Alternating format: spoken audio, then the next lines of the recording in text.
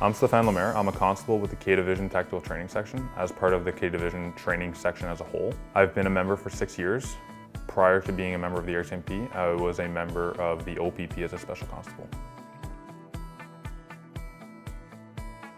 The reasons for it were always, I want to have a lifestyle that has excitement. I want to do a job that leaves me thinking that or feeling like I've done something productive, and allow me to serve the country and serve communities within it, right?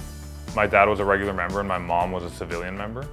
So the path was kind of already paved, but even from a young age, before you kind of know anything about life, I already had this idea that I was going to be a police officer. So it wasn't something that I had to think long and hard about. It was kind of just the expectation. Every job I did before that was just in the goal of becoming a police officer. I truly enjoyed Depot. Depot is a place where 32 people show up as part of a troop that don't know each other from everywhere in the country, from all different backgrounds, and you're gonna be essentially a family for 6 months, right? So you're gonna develop really close bonds with people because you eat together, you sleep in the same dorm. Your entire workday is with those people. It brings you into the RCMP in a way that develops the camaraderie early on, and it brings you into that culture so that when you leave, you're the new guy, but this is kind of like you're showing up to another bunch that have gone through the same thing that you went through, right? So it creates a bond across the RCMP. So when I showed up to my first detachment, I knew that everybody there had gone through Depot as well, and that made it easy for me when I arrived to, hey, I'm the new guy. I think it's simple.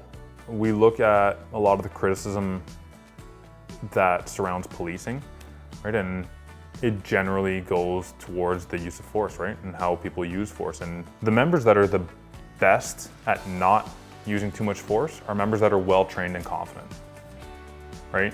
It's the same concept as if you go to like a jiu-jitsu gym and you fight with a black belt, he's probably not gonna hurt you because he knows what he's doing, he's comfortable. Same thing in policing, where a member that is well trained and is confident will generally have a cooler head and be able to make a better decision on what he's supposed to do because he doesn't have that aspect of, heart thumping, I'm not confident, I don't know what to do, now I have a fear response to this as opposed to a thought out response. So when we have members coming to our training facility, a lot of it will be from anything hand to hand where they have to gain control of people, de-escalation, communication, all the way up to force on force training using simunition to induce stress on members and have them react while they're under a stress situation, their heart rate's a little bit higher. And that way it really gives them a good idea of how they're gonna react in stressful situations, and we can develop our training according to that.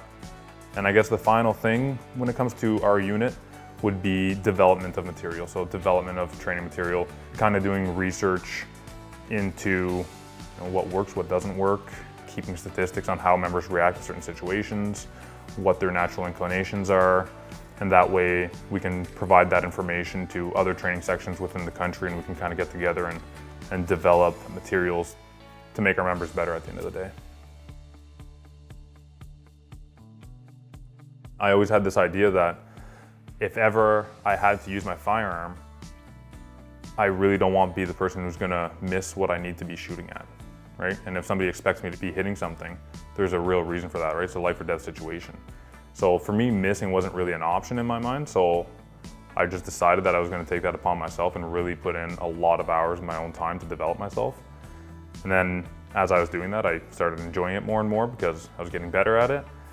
And eventually I got asked if I would be interested in being an instructor, and I hadn't really thought about it all that much as a career choice, and wasn't, because it's not something that you see very often.